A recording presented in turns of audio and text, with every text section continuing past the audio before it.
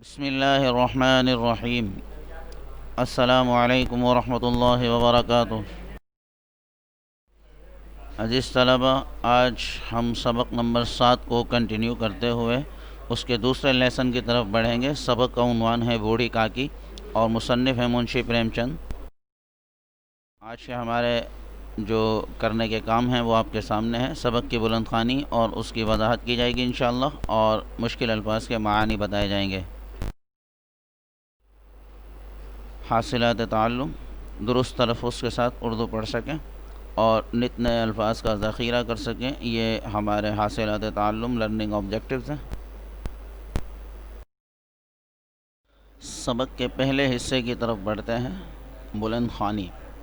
اب تمام طلبہ اپنی کتاب کے صفحہ نمبر 58 پر سبق بوڑھی کاکی ملاحظہ کیجیے۔ میں بلند خوانی کیے دیتا ہوں۔ بوڑھی کاکی، بڑھاپا بچپن کا دور ثانی ہوا کرتا ہے۔ بوڑھی کاکی میں ذائقے کے سوا کوئی حس باقی نہ تھی۔ آنکھیں، ہاتھ، پیر سب جواب دے چکے تھے۔ زمین پر پڑی رہتی، اور جب گھر والے کوئی بات ان کی مرضی کے خلاف کرتے، کھانے کا وقت ٹل جاتا یا مقدار کافی نہ ہوتی، یا بازار سے کوئی چیز آتی اور انہیں نہ ملتی تو رونے لگتی تھی، اور ان کا رونا محض بے سرنا نہ تھا، وہ بآواز بلند روتی تھی۔ ان کے شوہر کو مرے ہوئے ایک زمانہ گزر گیا۔ 7 بیٹے جوان ہو کر داغ دے گئے، اور اب ایک بھتیجے کے سوا دنیا میں ان کا کوئی نہ تھا۔ اسی بھتیجے کے نام انہوں نے ساری جائیداد لکھ لی تھی۔ ان حضرت نے لکھاتے وقت تو خوب لمبے چوڑے وعدے کیے، لیکن وہ وعدے صرف سبز باغ تھے۔ اس جائیداد کی سالانہ آمدنی 150-200 روپے سے کم نہ تھی، لیکن بوڑھی کاکی کو اب پیٹ بھر روکھا دانہ بھی مشکل سے ملتا۔ بدھ رام، یہ ان کے بھتیجے کا نام ہے، بدھ رام طبیعت کے نیک آدمی تھے، لیکن اسی وقت تک کہ ان کی جیب پر کوئی آنچ نہ آئے۔ روپا طبیعت کی تیز تھی، لیکن ایشور ہندی تہذیب ہے، اس میں خدا کو کہتے ہیں۔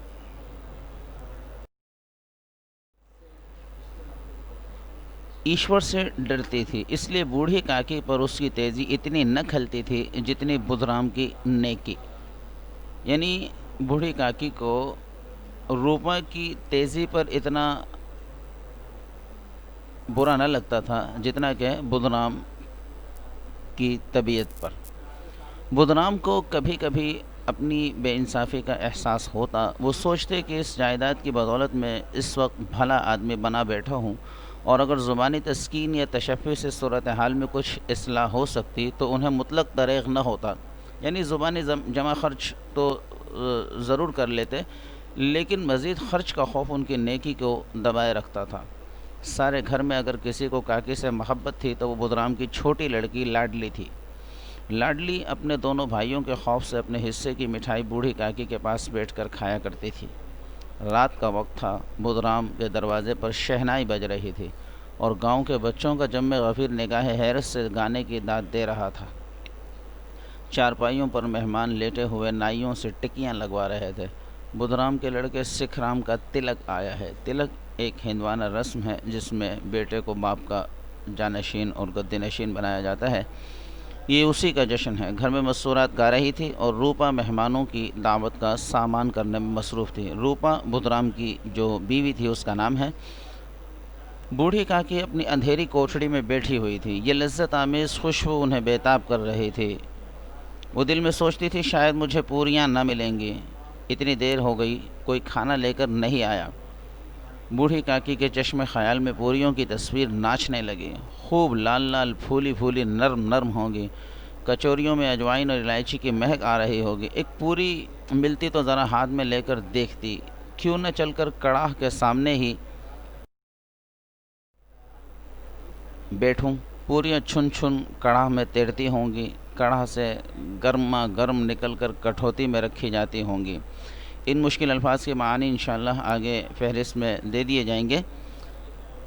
اس منظر میں بوڑھی کاکی کو پوریوں کی اشتہا اور اس کی رغبت اس قدر دکھائی گئی ہے کہ ایک بھوکا اور ایسا شخص جس نے کبھی شاید نہ دیکھی ہو، اس طرح فیصلہ کر کے بوڑھی کاکی اکڑوں بیٹھ کر ہاتھوں کے بل کھسکتی ہوئی بمشکل تمام چوکھٹ سے اتری اور دھیرے دھیرے رینگتی ہوئی کڑاہ کے پاس جا بیٹھی۔ روپا اس وقت ایک سراسیمگی کی حالت میں تھی، سراسیمہ خوفزدہ، ڈرا ہوا۔ اس کمرے میں جاتی، کبھی اس کمرے میں، کبھی کڑاہ کے پاس، کبھی کوٹھے پر۔ کسی نے باہر سے آ کر کہا مہاراج ٹھنڈائی مانگ رہے ہیں، ٹھنڈائی دینے لگی۔ اتنے میں پھر کسی نے کہا بھاٹ آیا ہے، اسے کچھ دے دو۔ بھاٹ کے لیے سے دھار نکال رہی تھی کہ ایک تیسرے آدمی نے آ کر پوچھا کہ ابھی کھانا تیار ہونے میں کتنی دیر ہے؟ یعنی سارے کام اسی کے سر پڑے ہوئے تھے۔ ذرا ڈھول مجیرہ اتار دو۔ ڈھول مجیرہ وہ الفاظ معنی میں انشاءاللہ اس کی وضاحت آئے گی کہ جو کٹوریاں بجائی جاتی ہیں اسے کہا جاتا ہے۔ بیچاری اکیلی عورت چاروں طرف دوڑتے دوڑتے حیران ہو رہی تھی، جھنجھلاتی تھی، کڑتی تھی، پر غصہ باہر نکلنے کا موقع نہ پاتا تھا۔ خوف ہوتا تھا کہ کہیں پڑوسنے یہ نہ کہنے لگیں کہ اتنے ہی میں ابل پڑی۔ پیاس سے خود اس کا حلق سوکھا جاتا تھا، گرمی کے مارے پھونکی جاتی تھی، لیکن اتنی فرصت کہاں کہ ذرا پانی پی لے یا پنکھا لے کر جھلے۔ یہ بھی اندیشہ تھا کہ ذرا نگاہ پلٹی اور چیزوں کی لوٹ مچی۔ اس کشمکش کے عالم میں اس نے بوڑھی کاکی کو کڑاہ کے پاس بیٹھے دیکھا تو جل گئی۔ غصہ نہ رک سکا۔ یہ خیال نہ رہا کہ پڑوسنے بھی بیٹھی ہیں، دل میں کیا کہیں گی؟ مردانے میں لوگ سنیں گے تو کیا کہیں گے؟ جیسے مینڈک کیچوے پر جھپٹتا ہے، اسی طرح وہ بوڑھی کاکی پر جھپٹی اور انہیں دونوں ہاتھوں سے جھنجھوڑ کر بولی، ایسے پیٹ میں آگ لگے، پیٹ ہے کہ آگ کا کنڈ ہے؟ کوٹھڑی میں بیٹھے کیا دم گھٹتا ہے؟ ابھی مہمانوں نے نہیں کھایا، تب تک صبر نہ ہو سکا، آ کر چھاتی پر سوار ہو گئی۔ گاؤں دیکھے گا تو کہے گا کہ بڑھیا بھر پیٹ کھانے کو نہیں پاتی، تبھی تو اس طرح بوکھلائی پھرتی ہے۔ اس خیال سے اس کا غصہ اور بھی تیز ہو گیا۔ نام بیچنے پر لگی ہے، ناک کٹوا کے دم لے گی، اتنا ٹھونستی ہے نہ جانے کہاں بھسم ہو جاتا ہے۔ بھلا چاہتی ہو تو جا کر کوٹھڑی میں بیٹھو، جب گھر کے لوگ لگیں گے تو تمہیں بھی ملے گا۔ ان الفاظ کے ساتھ روپا نے بڑھیا کو ڈانٹا۔ بوڑھی کاکی نے نہ سر اٹھایا، نہ روئی، نہ بولی، چپ چاپ رینگتی ہوئی وہاں سے اپنے کمرے میں چلی گئی۔ لاڈلی کو کاکی سے بہت انس تھا، محبت تھی۔ بھولی بھالی سیدھی سادھی لڑکی تھی، طفلانہ شوخی اور مسرت کی اس میں بو تک نہ تھی۔ وہ جھنجھلا رہی تھی کہ یہ لوگ کاکی کو کیوں بہت ساری پوریاں نہیں دے دیتے، مہمان سب کے سب تھوڑے ہی کھا جائیں گے، اور اگر کاکی نے مہمانوں سے پہلے کھا ہی لیا تو کیا بگڑ جائے گا؟ وہ کاکی کے پاس جا کر انہیں تشفی دینا چاہتی تھی، لیکن ماں کے خوف سے نہ جاتی تھی۔ اس نے اپنے حصے کی پوریاں مطلق نہ کھائیں، اپنی گڑیوں کی پٹاری میں بند کر رکھی تھی۔ وہ یہ پوریاں کاکی کے پاس لے جانا چاہتی تھی۔ اس کا دل بے قرار ہو رہا تھا۔ بوڑھی کاکی میری آواز سنتے ہی اٹھ بیٹھیں گی، پوریاں دیکھ کر کیسی خوش ہوں گی، مجھے خوب پیار کریں گی۔ رات کے 11 بج چکے تھے۔ روپا آنگن میں سو رہی تھی، لاڈلی کی آنکھوں میں نیند آتی تھی۔ کاکی کو پوریاں کھلانے کی خوشی اسے سونے نہ دیتی تھی۔ اس نے گڑیوں کی پٹاری سامنے ہی رکھی۔ جب اسے یقین ہو گیا کہ اماں غافل سو رہی ہیں تو وہ چپکے سے اٹھی اور سوچنے لگی کہ کیسے چلوں۔ چاروں طرف اندھیرا تھا، صرف چولہوں میں آگ چمک رہی تھی۔ لاڈلی کی نگاہ دروازے والے نیم کے درخت کی طرف گئی۔ مارے خوف کے اس نے آنکھیں بند کر لی۔ اتنے میں کتا اٹھ بیٹھا۔ لاڈلی کو ڈھارس ہوئی۔ کئی سوتے ہوئے آدمیوں کی نسبت ایک جاگتا ہوا کتا اس کے لیے زیادہ تقویت کا باعث ہوا۔ اس نے پٹاری اٹھائی اور بوڑھی کاکی کی کوٹھڑی کی طرف چلی۔ کاکی اٹھو، میں پوریاں لائی ہوں۔ کاکی نے لاڈلی کی آواز پہچانی، چٹ پٹ اٹھ بیٹھی۔ دونوں ہاتھوں سے لاڈلی کو ٹٹولا اور اسے گود میں بٹھا لیا۔ لاڈلی نے پوریاں نکال کر دیں۔ کاکی نے پوچھا، کیا تمہاری اماں نے دی ہیں؟ کاکی پوریوں پر ٹوٹ پڑی۔ 5 منٹ میں پٹاری خالی ہو گئی۔ لاڈلی نے پوچھا، کاکی پیٹ بھر گیا؟ جسے تھوڑی سی بارش ٹھنڈک کی جگہ اور بھی حبس پیدا کر دیتی ہے، اسی طرح ان چند پوریوں نے کاکی کی اشتہا اور رغبت کو اور بھی تیز کر دیا تھا۔ بولی، نہیں بیٹی، جا کے اماں سے اور مانگ لاؤ۔ کاکی نے پٹاری کو پھر ٹٹولا۔ اس میں چند ریزے گرے تھے، انہیں نکال کر کھا گئیں۔ یکایک لاڈلی سے بولی، میرا ہاتھ پکڑ کر وہاں لے چلو جہاں مہمانوں نے بیٹھ کر کھانا کھایا تھا۔ لاڈلی ان کا منشا نہ سمجھ سکی۔ اس نے کاکی کا ہاتھ پکڑا اور انہیں لا کر جھوٹے پتلوں کے سامنے بٹھا دیا، اور غریب بھوک کی ماری فاتر العقل بڑھیا پتلوں سے پوریوں کے ٹکڑے چن چن کر کھانے لگی۔